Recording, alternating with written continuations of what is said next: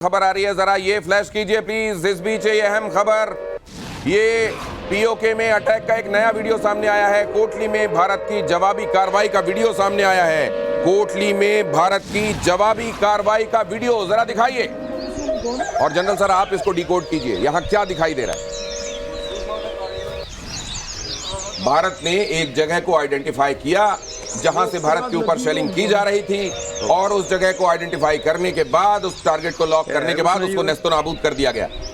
जैसे लग रहा है पूरा एंटायर एरिया उसका जो है वो ध्वस्त हो गया है। ये कोई बड़ा इंपॉर्टेंट टारगेट थी जो हमने पूरा उसको ध्वस्त किया है, और सटीक वेरी एक्यूरेटली हमने उसको टारगेट किया है, और उसको बड़ा नुकसान होगा पाकिस्तान को। ऐसे भी हमारा कोई भी टारगेट अभी बेस नहीं हुआ है। आई थिंक हमारा जितना भी टारगेटिंग हम कर रहे हैं 100% सक्सेस कि नहीं भी होगा तो 99 तो है ही है। तो एक आधा इधर उधर कहीं गया होगा, तो ये भी ऐसे एक इम्पोर्टेंट टारगेट की तस्वीरें आ रही है जिसको हमने ध्वस्त किया है। खासतौर से पीओके के बारे में मैं जानना चाह रहा हूँ। पीके मिश्रा सर, ये खबर जो आ रही थी कि वहां पर हमारी सेनाएं अज्ञात जगह से बॉर्डर क्रॉस करके, वो एलओसी क्रॉस करके अंदर जा चुकी हैं, पीओके में अंदर तक दाखिल हो चुकी हैं। हालांकि अभी अपडेट आना, ब्रीफिंग होना बाकी है, लेकिन आपको क्या लगता है रात भर में इस तरफ क्या क्या हुआ होगा?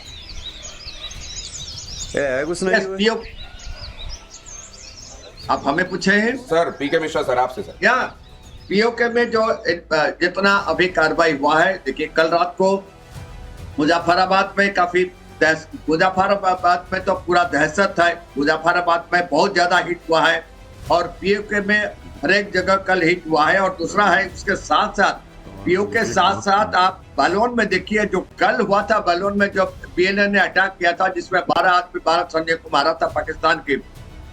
कल रात को जो है उन्होंने पाकिस्तान का 4-5 पोस्ट को तबाह करके वहां से निकाल दिए हैं और उसको कब्जा में कर लिए हैं।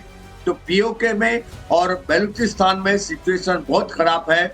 और पाकिस्तान का अंदरूनी में भी आप देखिए, इमरान का समर्थक जो थे वो ऑलरेडी रोड पे आ गए थे इमरान खान को निकालने के लिए, छोड़ने के लिए जेल से।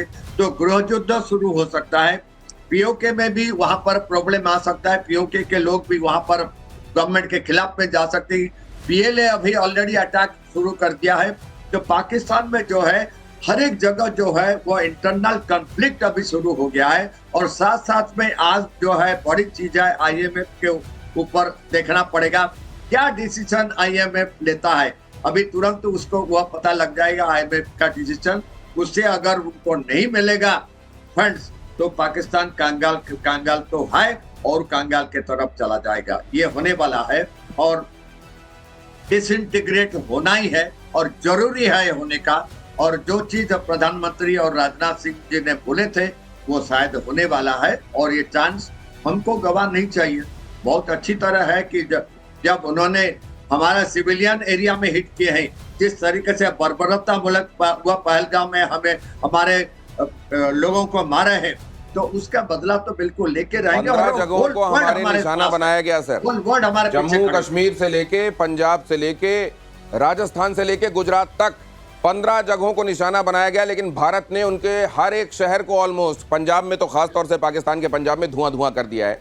ये पूरा डिटेल आज आपको 10 बजे सुनने को मिलेगा। बहुत देर नहीं बची हुई है, लेकिन उससे पहले आपने रात भर ये देखा है अपनी आंखों से कि कैसे इस S-400 ने उधर से आने वाले तमाम हवाई हमलों को नाकाम किया है, और कैसे उनके एयर डिफेंस सिस्टम बस खत्म होते वो देखते रहे, या जो थे वो काम नहीं कर रहे थे। उनके फाइटर जेट्स मारे गए, उनके फाइटर पायलट को पकड़ा गया। और ये पाकिस्तान की तरफ से आज अपनी जनता को बरगलाने के लिए क्या कहा जाता है, इस पर भी हमारी निगाह रहेगी। इस पर भी निगाह रहेगी कि आईएमएफ आज क्या करता है, क्या तय करता है। क्या 1.2 बिलियन, 1.3 बिलियन जो चाह रहा है वो आईएमएफ से, वो आईएमएफ देता है उसको, या आप कहता है कि बस अब जितनी भीख मिलनी थी वो बंद हो गई, क्योंकि उधार तो अगर वो मान के चल रहे हैं तो कभी मिलने वाला उनको है नहीं। लेकिन एक बार फिर से आपको ये बता दूं कि जो पाकिस्तान के तमाम शहर धुआं हुए हैं, वो कौन से शहर हैं, उनकी क्या अहमियत है, इसको लेकर भी आपको बहुत जल्द एक जानकारी देने वाला हूं। लेकिन उससे पहले अब क्या पाकिस्तान के पास स्ट्रैटेजी के नाम पर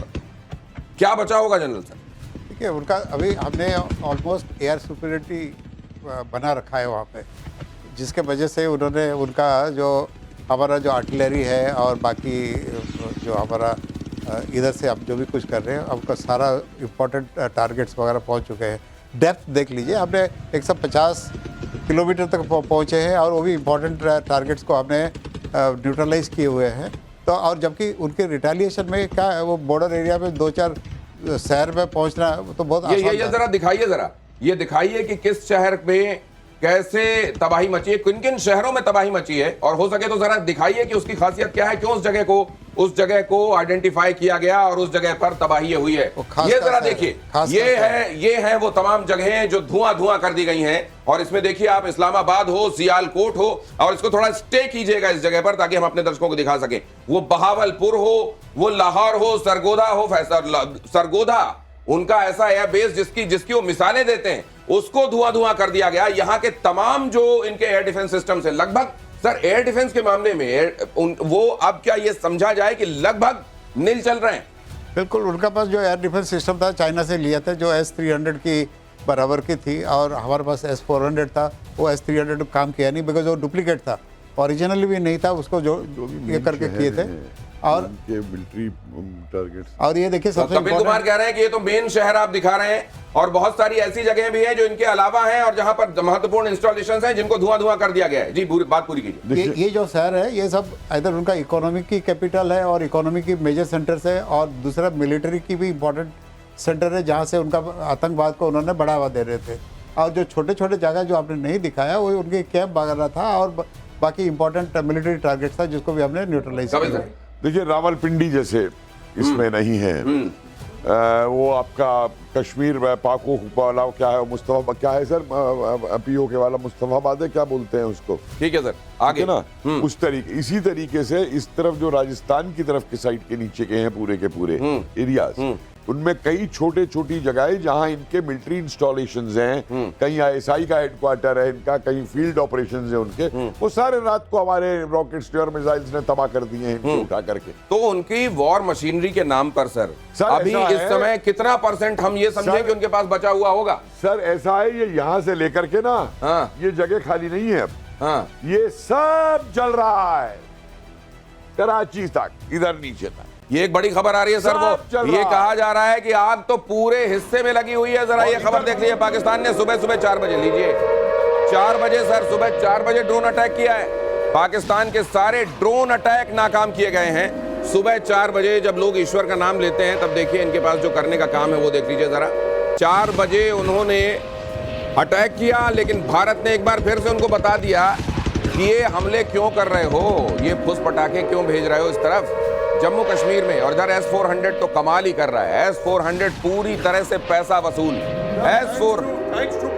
Putin and all brother friend Russia. नहीं सर, और देखिए लोग कोई पूछ रहा था कि तैयारी 15 दिन से, मैंने कहा नहीं, मोदी जी ने प्रधानमंत्री बनते ही जो तैयारी शुरू की थी, इंडियन आर्म फोर्सेस को, नेवी को, एयरफोर्स को, इनको नया एक टेक्नोलॉजी देने की, राफेल खरीदा, लोग चोर कहते थे, आज देखिए राफेल क्या गजब डाला है।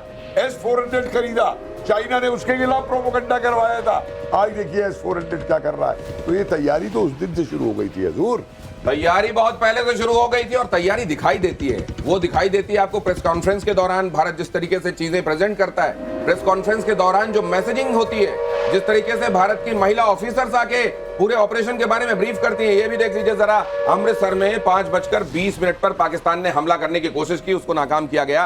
पंजाब में भी सुबह सुबह हमले की खबर, पठानकोट में 4:30 बजे ड्रोन भेजा गया था जिसको मार गिराया गया। और उधर अमृतसर में भी 5:20 और कहा यह जा रहा है कि हरमिंदर साहब को भी निशाना बनाने की इन्होंने कोशिश की। और उधर वैष्णो देवी पर भी उन्होंने मिसाइल भेजे, ड्रोन भेजे, जिसको नाकाम कर दिया गया। और आपने सुना होगा उनकी बात, वो लोग कह रहे थे कि अगर इधर मस्जिदें, अच्छा उनकी मस्जिदें, वो मस्जिदें जहां पर मदरसे, जहां पर आतंकी कार्रवाई जहां से चलाई जा रही थी, उसका हवाला देकर वो बातें कर रहे थे। और हमारे मंदिरों को निशाना बनाने की बात की जा रही थी, पीके मिश्रा सर।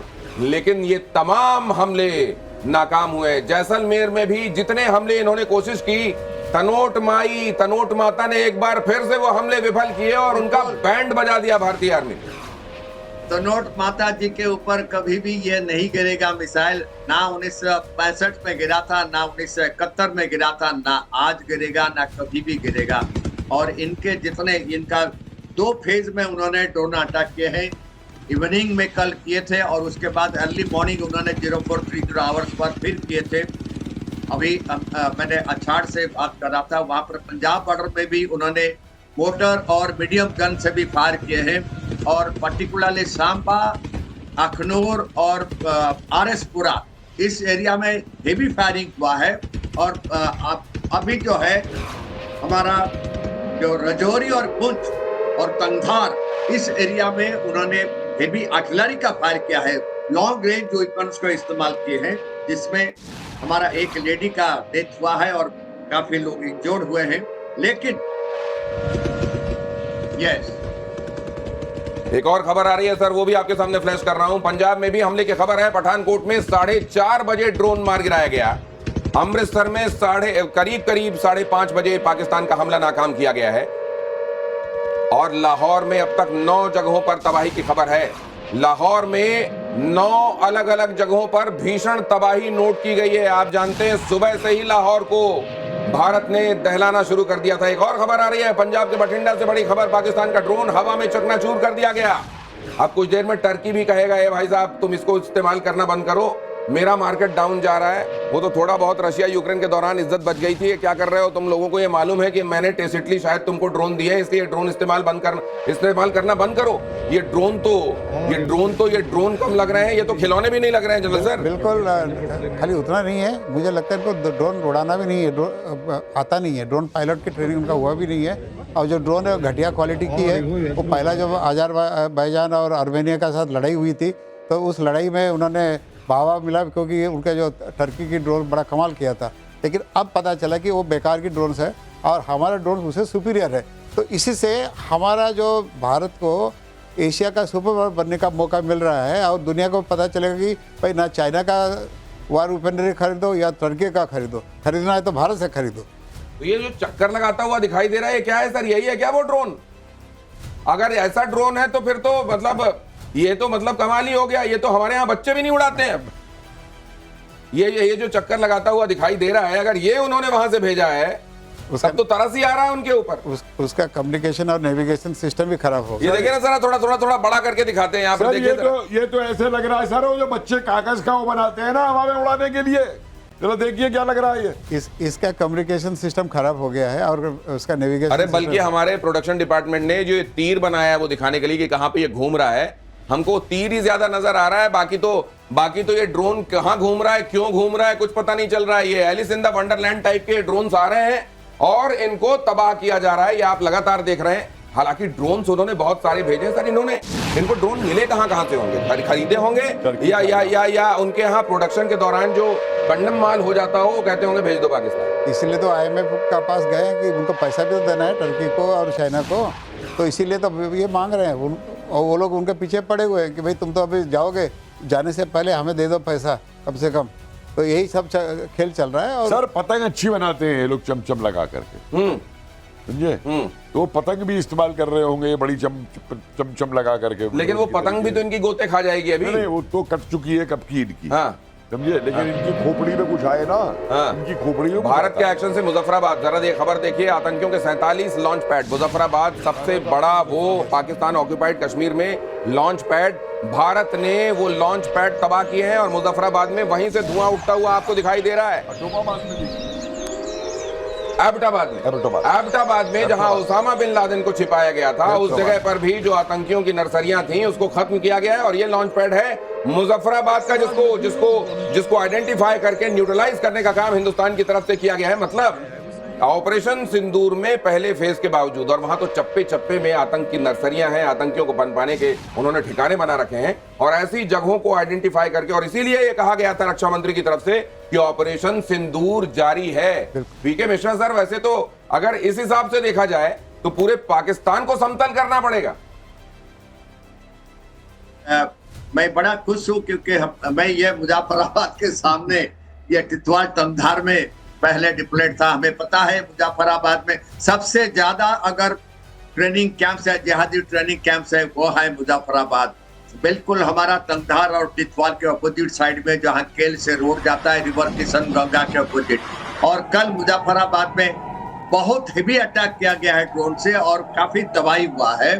और जहाँ पर जितने वहां पर लंच पैड थे डेफिनेटली वो बर्बाद हुए होंगे, क्योंकि इतने ज्यादा वहां पर फायरिंग हुआ है। और हमारा ड्रोन्स गिराए गए हैं। मुजफ्फराबाद में काफी दहशत है और बहुत तबाही हुआ है। और ये बहुत अच्छा है कि Muzaffarabad was the only place जहां से ट्रेंड जिहादी कश्मीर को आते थे और वहां पर अच्छी तरह धुलाई किया गया है। और उसके साथ साथ एक और जगह है हमारा सियालकोट।